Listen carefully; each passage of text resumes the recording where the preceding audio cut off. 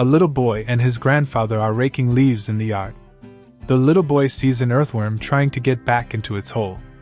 He says, "Grandpa, I bet I can put that worm back in that hole." The grandfather replies, "I'll bet you $5 you can't. It's too wiggly and limp to put back in that little hole." The little boy runs into the house and comes back out with a can of hairspray. He sprays the worm until it is straight and stiff as a board. The boy then proceeds to put the worm back into the hole. The grandfather hands the little boy $5, grabs the hairspray, and runs into the house. 30 minutes later, the grandfather comes back out and hands the boy another $5. The little boy says, "Grandpa, you already gave me $5. The grandfather replies, "I know. That's from your grandma." It was George the mailman's last day on the job after 35 years of carrying the mail through all kinds of weather to the same neighborhood. When he arrived at the first house on his route, he was greeted by the whole family, who congratulated him and sent him on his way with a tidy gift envelope.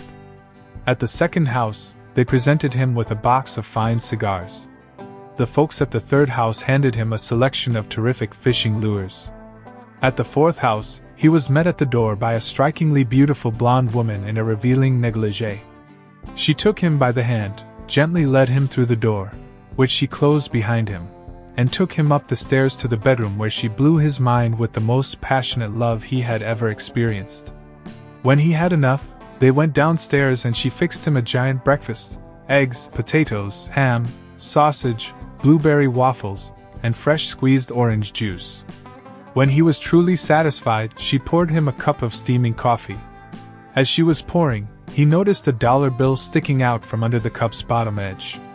"All this was just too wonderful for words," he said. "But what's the dollar for?" "Well," she said, "last night, I told my husband that today would be your last day and that we should do something special for you. I asked him what to give you. He said, screw him. Give him $1. The breakfast was my idea.